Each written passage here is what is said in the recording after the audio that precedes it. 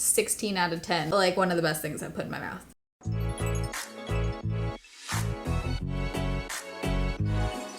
Alright, so today we have March raves and rejects. I like to do favorites videos every couple months, so I have time to really test everything and the things I'm including. I have my solid thoughts on both raves and rejects. I have my little tray, cute little tray of everything. I've recently done 2 speed reviews, so I have a ton of rejects in those videos. If you want to see my thoughts on a bunch more makeup products I've been testing, this is a combo. All my raves and rejects are a combo of makeup, lifestyle, everything, literally anything I'm loving, food. And I also recently did an Amazon favorites video, so that is up. Okay, let's jump into it. We have a mix of everything. I'm gonna just bounce between everything like I usually do, but first, can I get this freaking eyelash out of my eyeball? Oh yeah, he's falling straight down. I have lash extensions on right now, but I need to get it filled. I have it scheduled for like a few days from now. I'm gonna get it filled here. So blurring products for me are one of those categories of makeup that I just love testing. I love finding a good product that actually does some like softening and blurring, and they're very hard to find. And I just kind of like stumbled into this one. It's the L'Oreal Age Perfect Blurring Face Primer. This is one of those few primers that actually does a little blurring. I personally don't like to put it all over my face. I like to use it in basically like the center of my face, between my eyebrows, my forehead, around my nose, my chin, but also depending on the foundation. I always think about like what foundation I'm going to be using, if I'm going to be using a powder that day, and I kind of like tailor my base products to that. So if I'm going to be using a super glowy foundation, I'm not going to be putting on like a super glowy SPF or super glowy primer. So I kind of like to balance it out and think about like the order of operations here, I mean, this one, honestly, today I put on like a more matte foundation over top. I mixed the CoverGirl Clean Matte BB Cream, which I'm like retesting right now because I tried it on my oily skin years ago. Mixed this with Purito BB Cream today. So literally any foundation I put over top of this has worked out, but I'm not putting this all over my face. It has like a mix between a lotion and a silicone feel. Even like putting it on my hand, I can see like a noticeable difference in the texture on my hand. Pretty wild. Might be worth trying out, especially since it is drugstore. Next up, we have a cream blush by M Cosmetics. This is the newer shade that they've come out with, but I've loved the formula of M Cosmetics. Cream products in general, like I love their So Soft Sculpt Cream Bronzer, Cream Contour, and the blushes. Bitten is the other shade that I love, but this is their newer shade, Strawberry, and I've just been loving a good like glowy pink super blushed kind of cheek look. I just love it right now, especially like going into spring and summer. This shade, it looks like kind of like neon pink, a little intimidating in here. The M Cosmetics blushes, you need 1 or 2 just like literal dabs of this. I don't like to don't put it directly on your face. That'd be like way too pigmented. Just use a little brush, put 1 or 2 little dabs and go and blend it out. It's very pigmented, so I feel like this would last you a long time. What I love is that it doesn't take away the product underneath. It lays nicely on top, but it has the most beautiful sheen. It's not too glowy. It's not too matte. It just looks like nice and almost like plumping on your cheeks. It just has a very flattering kind of finish. And I love the shade Strawberry. Also love Bitten. Bitten's more of like has a little more berry to it. Another drugstore product. This is the Wet n Wild Mega Glow Makeup Stick Blush in Peach Bums. So, makeup you can use however you want. I think this is supposed to be like a full-on blush. I use it as a blush topper, and it is so beautiful for that glowy pink kind of look, just like glow from within. You can use it all over the cheeks, or you can just use it in like kind of areas where you would typically highlight. It is stunning. It's a peachy pink, but it doesn't have glitter. It just has the most beautiful, like natural sheen. So I just think it's so great to layer over anything if you like a glowy cheek. And this is affordable. It's drugstore. It blends out easy. You can use your finger and like dab it on, or you can use a brush. I usually use a brush and just go in. I just feel like it takes the glow to the next level in like a very flattering way over texture. It's glowy, but it doesn't emphasize the texture. There's no glitter. It's just like a nice natural kind of pink glow. Whoa, I feel like this is gonna be one of those days where I film this so fast because normally I say some just jinxed myself. Normally I say some sentences like 10 times and the words are just flowing right now and I don't know why. Maybe it's the 3 cups of coffee I've had today. Maybe it's Maybelline. Switching away from a makeup product for a second. The little invention that has truly changed my life, that's not a dramatic, it is a dramatic statement, but it is true. Actually, you guys told me about this because I was talking about it in another video, how I have to take this one medication every 4 hours. I've tried the alarm method, just setting alarms on my phone. I know there's apps with alarms. I take it also based on how I'm feeling. So like, I just need to make sure that I remember that it's been at least 4 hours. Anyways, if you have a medication that you have to take every X amount of hours and it's just hard to keep track. And I do this thing where I'll like think about it and then I can't remember if I just thought about taking it or if I actually took it, and then I just have to skip it because I'm not sure and I can't like double it up. So this is the most incredible invention. It's a pill cap timer. Anytime you open this cap, you can see on here right now it says 2 hours and 3 minutes. So that's when I last took this, when I woke up. Anytime you open the cap, it resets the timer. Genius. So you can see if it's been 6 hours since you took it, if it's been 30 minutes since you took it. And if you get this exact one, just be aware, when I first got it, I thought mine was broken because it looked like upside down letters. For the first 9 seconds, it says SEC and counts up to 9. And then once it hits 10, I think it goes to 10. Anyways, it says like SEC at the beginning. It's not broken. It's just saying seconds. Took me a minute to figure that out. But the reason why I like this one particularly is it is tiny. It's like the travel size and it fits enough in here for me. But the other ones are very expensive. This one was only $10. The other pill cup timers are like $30, $40 for some reason on Amazon. This one was affordable. It works. It's just so nice not having to worry about that and like keep track in your mind of when you're taking things. This is one of those inventions where you're like, whoa, this has truly changed my days, you know? And thank you, whoever invented that. If you've seen any of my recent makeup videos, you knew this one was coming. This is the Urban Decay powder. I think, I'm really hoping this isn't getting discontinued because they've been putting it on sale down to like $20, but also a lot of you said that you've actually found it at Marshall's. I thought this was a new powder. Apparently it's not, so I'm really hoping they're not discontinuing it because this is, I'm gonna say, the most blurring, mattifying, but not powdery powder I think I've found so far. There's no coverage in this. It is just a loose translucent powder. It does some major blurring, and I feel like anytime I try to show it on camera, it's not even giving like the same look as in real life. It makes a noticeable difference with the softening and like blurring of my skin. And my favorite way to apply it is with these little Amazon puffs. I've tried it with a brush, I've tried it with other stuff. I just feel like pressing it into your skin with this soft little puff guy makes a big difference. I don't like using translucent powders ever underneath my eyes. I did try this. I don't love it under my eyes. I more so like it as a blurring powder around my pores. I even put it like between my eyebrows, which, if you know me, is rare for a powder. I usually avoid powder on my forehead. I mean, depends on the foundation I'm using too. Sometimes I don't. It's like one of those products that takes your makeup to the next level. And I love balancing out glowy skin, like having a super glowy cheek, but then having like more matte in certain areas. And this is just the perfect product for that. It doesn't lift up the foundation underneath, which a ton of translucent loose powders do for me. Also, big bonus, the packaging is that really nice like mesh packaging where you just press down. You need the tiniest amount of this, so like even this amount just in this mesh thing is going to last me forever, but you need a super tiny amount of this powder. You don't need to like cake it on to see results. But it has that mesh lid, which I love. I hate having to like tap out loose powder. I mean, the only thing I can think that would make this like even better for me is if they made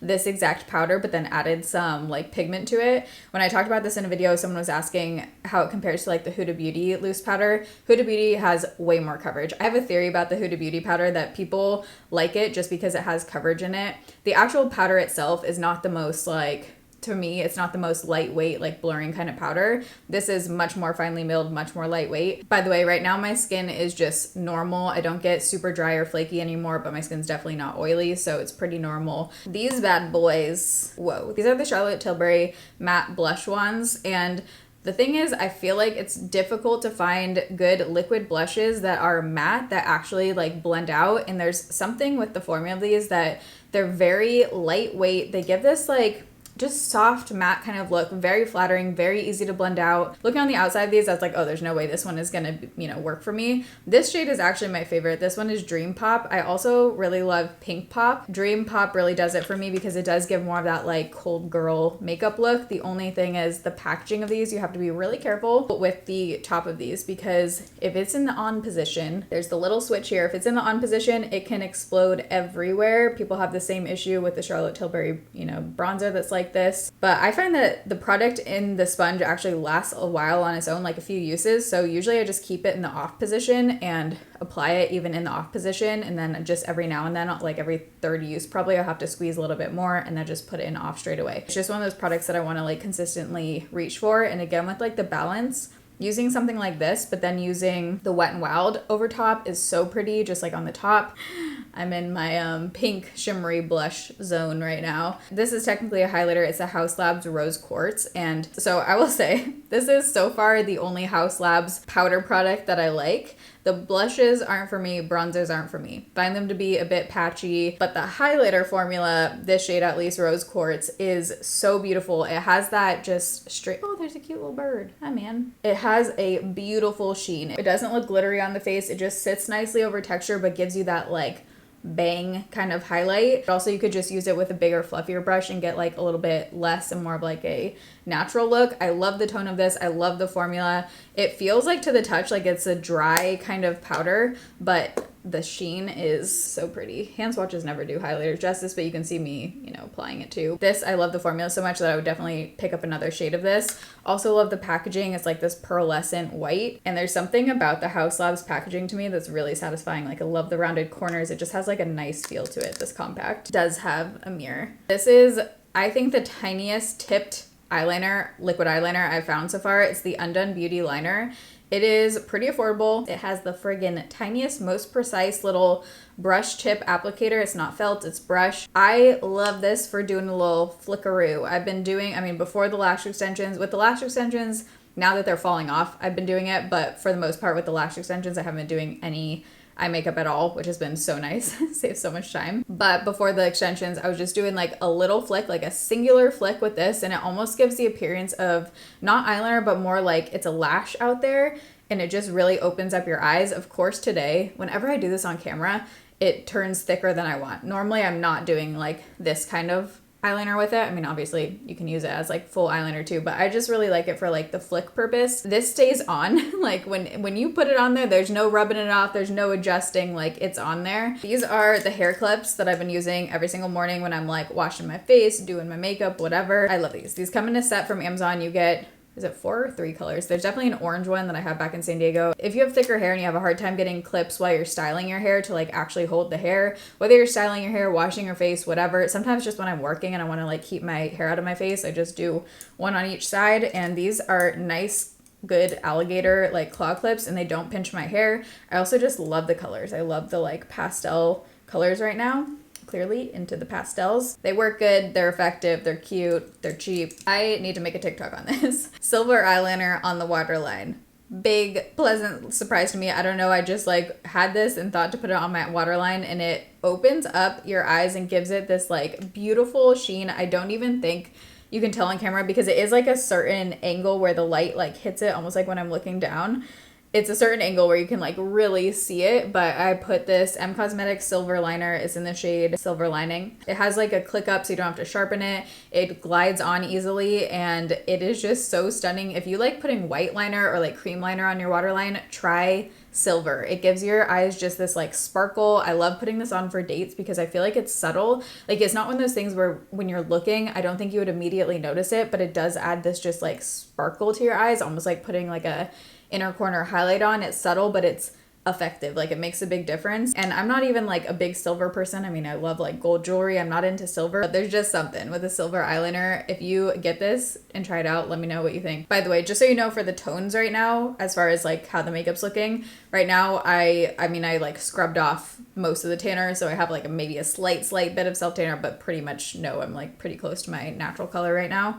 Just so you know, for the shades as they're going on. If you've seen any of my videos in like the last pretty much 2 months, you've probably seen me wearing this or talking about this. It's the CoverGirl Clean Fresh Yummy Gloss. I don't know if you can tell in here, but I'm probably about like half out of this, which says a lot because this is what I want to put on every single day. I put it on and then I throw it in my purse and I reapply throughout the day. It gives your lips like the prettiest, just sheen, juicy. It's comfortable. It's not greasy feeling at all. It's not thick feeling at all. My one downside with this is that the smell is not my favorite. It has this like very gross to me like candy lip smackers kind of smell. I don't know if it's now that I'm like used to the scent or what, but once it's on my lips, I like don't notice it. It almost smells like hookah actually. Yeah, it totally smells like hookah. I love the scent of hookah, but you know, not on my lips 24/7. I overlook the scent because I love how it looks, and my most used lip liner with this is this one. It's the Tarte Mauve lip liner. Also a favorite, lasts really well. I like to put this on and then like blur it out with my finger so it's not like a harsh line. I just kind of like blur it out and then apply this over top, and I always have these two in my purse. This is like my go-to lip, my go-to color. It's pink without being too much, not too opaque. Like, I just think the Amy Collet, this one is just like a little bit too opaque to me. It looks like too fuchsia. This one, you can still see your lips coming through. It looks nice and natural. I do need to get more shades in this. I don't know why I haven't yet, but it's also so affordable. This goes down to like, I want to say $6 on Amazon. I do feel like it's more of like a tinted oil than like a gloss, but it just has a very comfortable, lightweight kind of feel to it. Love it. Okay, this one, honestly, I was debating mentioning because I do feel like it can look slightly patchy depending on like what's on my face underneath, but the shade for me is so nice that I do find myself consistently reaching for it, and it's the What Up Beaches bronzer. You can get this on Amazon. This is in the shade Matte Bronzer, and the tone just has that like sandy, nice undertone. It's not orange at all. It just gives you that tan kind of look, which is hard to find for more fair skin tones. I can use this on my tanner, you know, shade as well, but like even right now when I'm more fair, it still works for me. And I just love the undertone of this. It is a truly matte bronzer. There's no sheen in it. I like to apply it with, I love this brush for bronzer. Where are you? This brush is freaking incredible for powder, bronzer, blush, anything. This is an Anissa beauty brush. It is so freaking soft too. I do have an affiliate code with them now. Before I didn't, but I do have one now. I'll link it down below. But this, with this bronzer, so nice. And I could just go like this all day with this brush. It feels so good. It's like dense, but blends out nicely and is soft. And I love the angle to it. But anyways, the bronzer, hesitate to call it patchy because it's not bad. I would say it's like 5% patchy depending on what you put underneath. It's not like the most incredible formula, but it is beautiful. It still looks really nice. It blends out fine. Like, it's totally matte. I love the shade. I still love it. So I have been wanting to reach for this like almost every time I'm doing my bronzer. And I do have other bronzers with me. Not just that this is the only one. Okay, this, I'm just gonna insert the photo because these are looking a little rough right now. They're a little dirty, but update on my Nikes and also what I did different to them. So first off, let's talk about the insoles. So my Nikes, these shoes, I had a previous version that was discontinued, the platform ones. Those I've looked everywhere for, couldn't find them. So I purchased the like different kind of style. They're just slightly different. They have a little more curve to them, but I wanted to update on them because I mentioned when I got them in a vlog and how they were like feeling really stiff and I was getting some blisters. So I ended up putting in these inserts. They're just flat, but they're gel. So before I had like really arched insoles and I tried to put them in the Nikes and they were not comfortable at all in the Nikes for me. So then I got these gel ones and it made such a difference. These are, I want to say they were like $10. They were affordable. They made these shoes so much more comfortable. I wish I had them in my past Nikes that I used for the last 2 years because before it's just like a very thin, hard, flat insole in the Nike Air Force Ones. These now make it like so soft and plushy to walk on and it's just so much more comfortable. So now I'm like ordering these gel insoles for all my shoes. Not my running shoes because in like walking running shoes I do like a little more arch, but update on the shoes. I walk miles and miles in these. You know, I'll walk like 3 to 7 miles in a day if I'm like out functioning and traveling. And these are the only shoes I brought. I don't have any of my running shoes. And when I first got this style, I talked about in a vlog how, and ignore, you'll see self-tanner and stuff, but I need to wash them. This part right here was digging into my heels and it was giving me blisters. It's just breaking in. I had to do the same thing with the other Air Force Ones, is like very heavily break those in. Those were actually worse to break in. These, I want to say took a solid like 2 weeks in San Diego to like break them in before leaving. Now I don't get blisters. I don't have anywhere that's uncomfortable digging in. They are comfortable now. So just know that it might they take a while for the leather to like soften up right here. They're doing the job just like the other ones were. And I throw the whole things in the wash. I need to do it, but like I just throw them all in the wash. It's faux leather, so seems fine to me. I did it with my other ones. I'm starting a photo of this one because I have it in my travel containers right now.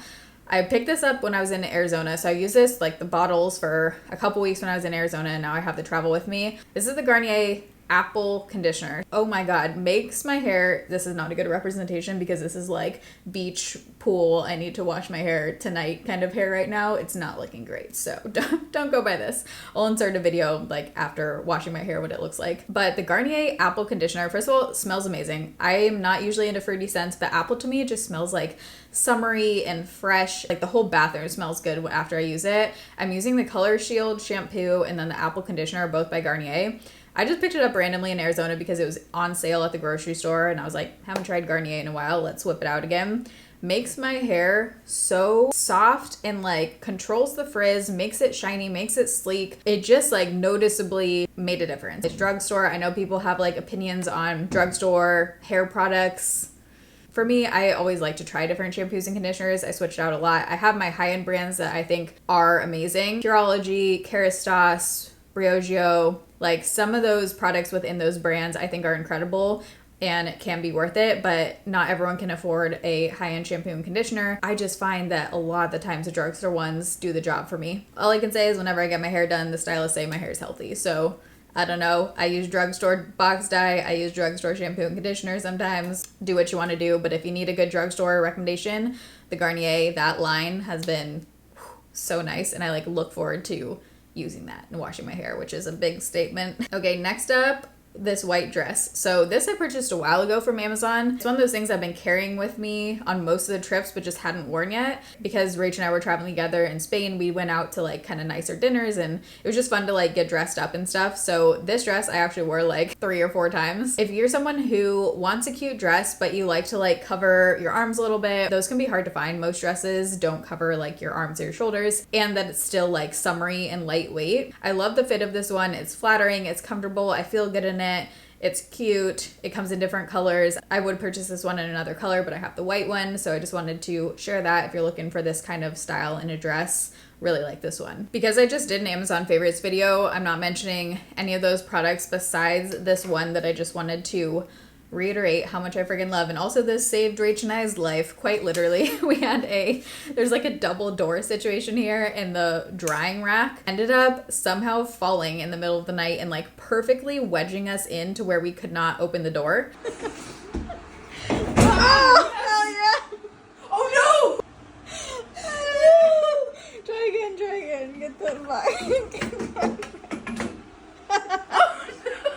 The water is so close, I can see it. So I whipped out the tripod, stretched it all the way out, and Rach ended up being able to like push it enough so that we could escape. So the tripod saved the day. But besides breaking out of your own Airbnb, it's just a perfect size. You can put this in your purse if you're, wearing like a tote bag. I love how it doesn't have anything sticking out. You press a button. Watch the Amazon video if you want to, like a full demonstration here. It has Bluetooth. It's compact. It's sleek. It's cute. It comes in white and a few other colors. It goes super tall. This goes taller than my other tripod. It's sturdy. It's not too heavy. Good for traveling. Just like an all around if you need a good purse tripod, backpack tripod for your phone. Love this thing. The last few months, I have been testing flat irons out the wazoo, trying to find a good one because I just got to the point with my T3 where I had it for, I want to say probably like 4 years, 5 years, and it was still going strong, but I just wanted to see if there was like a better flat iron out there since I do curl my hair with a flat iron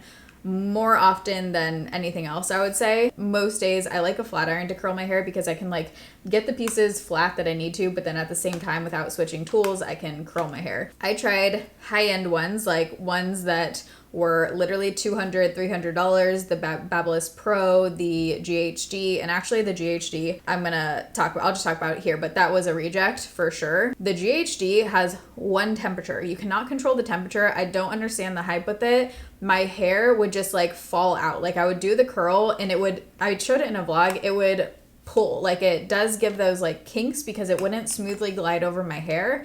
Maybe it's just my hair texture. I don't know. It gets good reviews, but like for me, it really did not work. It gave me the kinks and then my hair would just fall flat. Like it would not hold the curl. The Babyliss held the curl really well, but that one would get super hot on the outside. Like as you're going to hold it to curl your hair, it would get too hot on the outside to where my hand would be like slightly burning. And then also that one also didn't glide as smooth. This one is actually the most affordable. This is around $50. It's the L'Ange brand on Amazon. I love the like soft touch matte feel. This has everything I want it to. It's dual voltage, so I can use it here too. It goes up to 450 degrees, but you can control the temp down to 140. It has a super smooth glide. It doesn't pinch my hair. I can curl it easy. It has like the rounded edges, so it gives a nice curl. When you're curling it, it doesn't leave the crimps. You can't see it. Just glides over my hair well, gets hot enough, affordable relative to some other flat irons on the market, and this works better than the high-end ones I tried. So I'm loving this. I found my guy, I have a couple real random food favorites here. I'm always looking for quick lunches, healthy but quick, and also like travel friendly, or like things I can throw in a backpack if I'm out. This combo, little tuna pouches plus they make these little mini pickle containers. I found them at Walmart, but they're just mini dill pickle little containers, which is so nice because then you can throw in your purse like the pickles and the tuna and you have a lunch.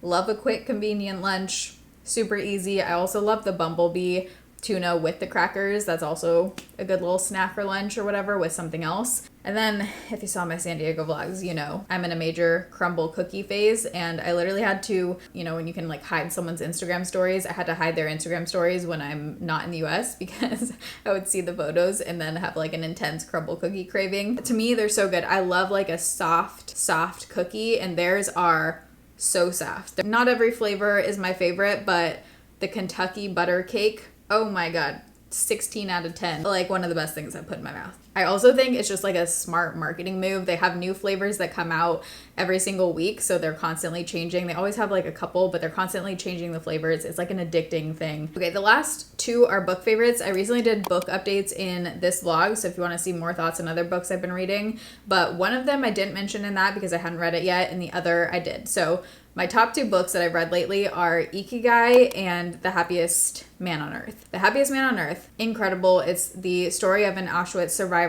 Growing up Jewish, I've heard, you know, my fair share of Holocaust stories. All of them obviously are tragic and horrible, and I just think it's so important to continue to talk about, obviously, so history doesn't repeat itself. But I would say out of all of the movies I've watched, books I've read, stories I've heard, also I've seen the physical concentration camps in Poland, which was beyond, you can't even comprehend. Anyways, before we get super dark here, that book I think was the most interesting Holocaust story I have heard, like more than Anne Frank. Not that I'm trying to like compare, you know, like whose was the worst, but just like the way he told his story, all of the things that happened, parts of the Holocaust that hadn't heard, like certain perspectives and certain things they had to do that I had never heard about. Also, he just has such an interesting perspective on everything, and it's not just about the Holocaust. He like relates it to greater life messages and how to look at life and lessons that he learned. And I mean, it's just like 5 out of 5 book. I think everyone should read it. Even if you have no, you know, particular interest in reading Holocaust stories, read it. It is just so important, and he's so inspiring himself. Eddie Jaku, I think is how you say his last name, but he started speaking like in the last years of his life. He did TED Talks and started speaking all over the place, sharing his story because he realized like the importance of keeping that alive. He sadly passed away during COVID. I think he was 102. I get the chills just like thinking about that book, and definitely like one of the best books of all time that I've ever read. So I recommend that. Also, I listened to the audiobook, and I talked about in that blog how audiobooks have been such a game changer for me. But yeah, just been able to read way more due to audiobooks, and that one particularly I think is really good if you listen to the audiobook of. I just got it on Libby. You can listen for free on Libby. I don't know if it was hearing the accent or what, but it just made it feel very real. That one, and then my other book recommendation is Ikigai. I talked about that in the last vlog. Ponytail's progressively looking more tragic. I'm just gonna give a quick little summary since I talked a lot about it in that